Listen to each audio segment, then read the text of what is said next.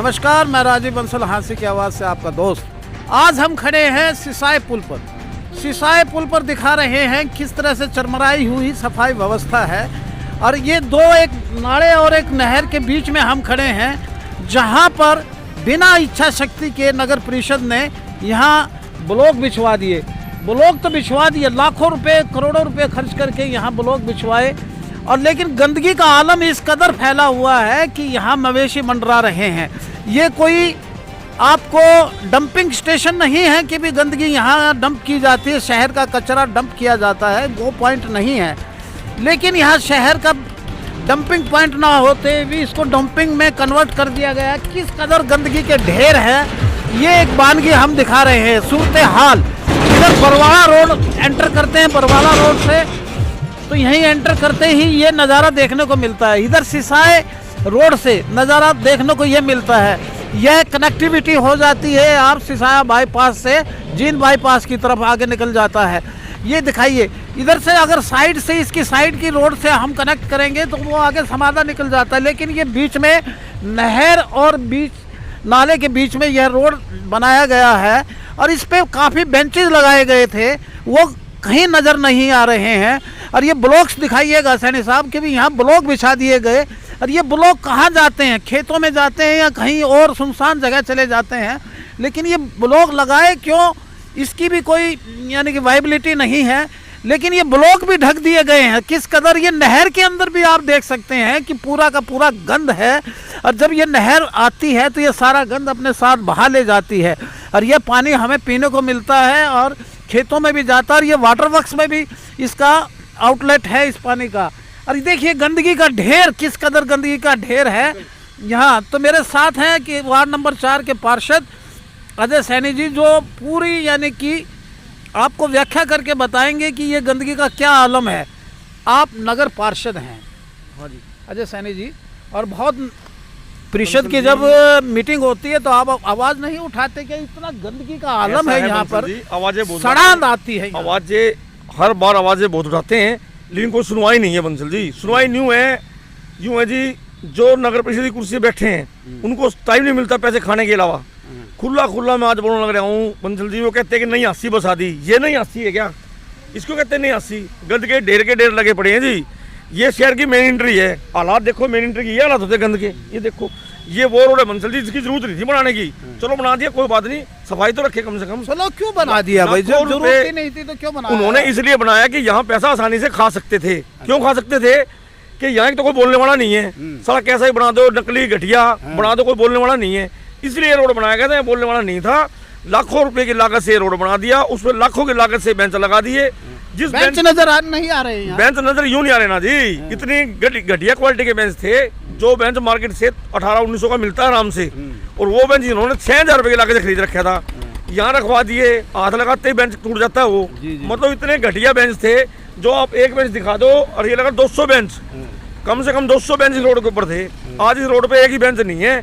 और जो ब्लॉक लगा रखा था इस रोड के ऊपर, कहीं आपको ब्लॉक नजर नहीं आएंगे, क्योंकि नगर परिषद का तो सीधा काम है पैसा खाने का। करोड़ों रुपए नगर परिषद डकारेगी। और ये हालात देखिए ना, सफाई के हालात, सफाई के लाखों के ठेके हैं जी हर महीने के। 8 लाख का बताया जाता है। 8 लाख का ठेका तो बंसल जी खाली मेन शहरों का, मेन रोडों का है। हाँ। ये रोड बीच में आता है, उसमें आप बता दो कहाँ सफाई है। और नगर परिषद कहती है कि नहीं 80 बसा दी। ये नहीं 80 है, इससे पहले हमारी 5 लाख गुना बड़ी 80 हुआ करती। हमारी 80 का नगर परिषद ने बेड़ा गर्क कर दिया।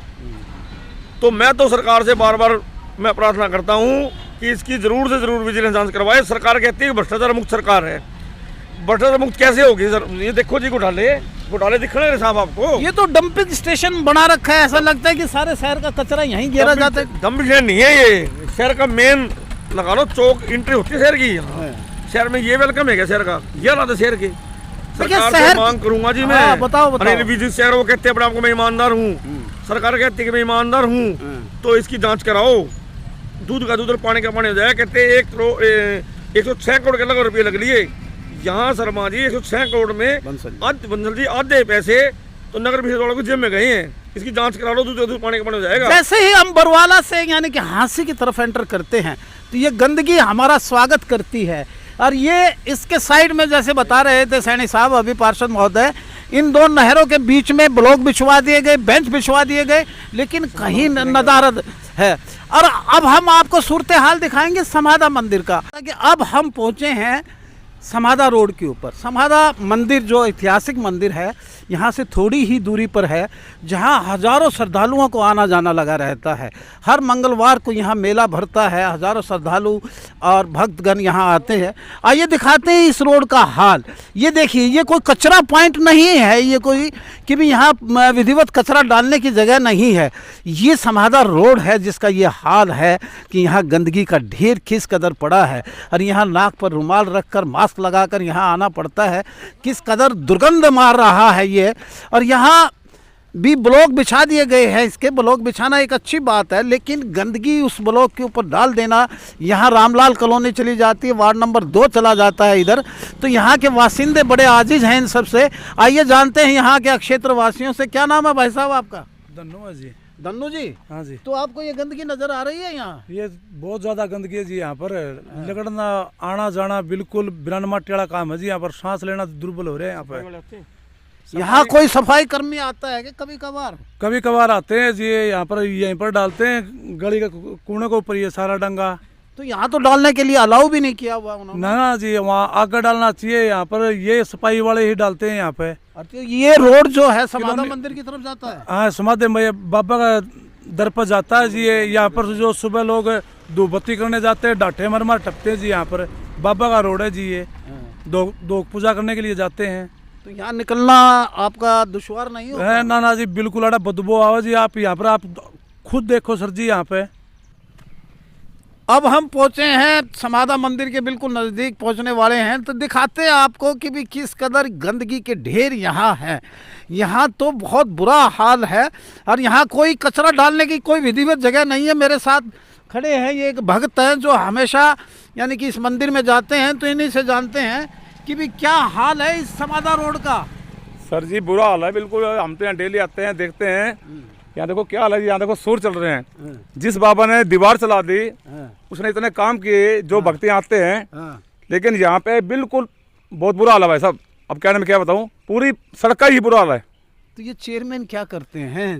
देखो ये चेयरमैनों को तो अपने काम से फुर्सत नहीं है। तो ये भी तो उनका काम ही होगा। ये काम है, लेकिन वो उस काम को समझते नहीं ना, इस बात को। अच्छा भाई ये समाधा मंदिर है, इसके आशीर्वाद पूरी हस्ती चलती रही है। आज ये देखो क्या हाल, देखो इधर देखो। हाँ, मैं देख रहा हूँ। यहाँ सूर चलते हैं भाई साहब। है जी। हाँ बताइए। ऐसा जी, जो यहाँ का चेयरमैन है, जो यहाँ के जो मंत्रीगण है, उन्होंने यहाँ देखना चाहिए। भाई यहाँ देखो क्या हालत है इधर की। तो आप यानी कि समाधा मंदिर में मैं डेली आता हूँ, डेली जी। चाहे कभी रात को या तो सुबह 12 बजे या सुबह 4 बजे, जब भी टाइम मिलता है मैं एक बार जरूर आता हूँ जी।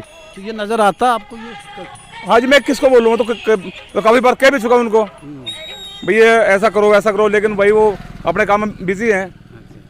वो अपने काम में बिजी हैं। काम ये जरूर है सफाई का कि भी ये क्या गंदगी का आलम है, ये काम नहीं है क्या प्रायोरिटी पे। यानी कि जब हमारा सारा प्रशासन अधिकारी ये कहते हैं कि भी हम शहर को साफ सुथरा रखेंगे और गंदगी नहीं रहने देंगे, लेकिन ये गंदगी देखकर ऐसा लगता है कि शहर ये ऐतिहासिक शहर ना होकर यानी गंदगी का ढेर बन चुका है। यहाँ तक विजन जाता है, मेरे कैमरा पर्सन दिखा रहे हैं जूम करके कि बेंच तो कहीं नज़र नहीं आता। 500 बेंच का ये क्लेम कर रहे हैं पार्षद महोदय, यहाँ बिछाए गए हैं, और एक बेंच की कीमत 6,000 रुपये लगभग थी।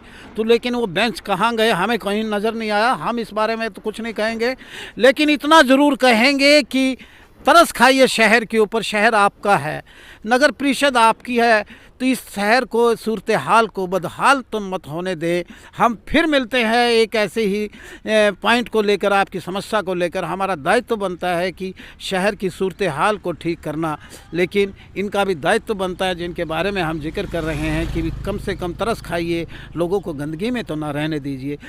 नमस्कार दोस्तों, फिर मिलते हैं एक नई समस्या के साथ, और आपके लिए हम हर आवाज़ बनकर ऊपर तक पहुंचाने का दायित्व रखते हैं। फिर मिलते हैं मैं मेरे एडिटर अजय सैनी के साथ एक नई समस्या के साथ।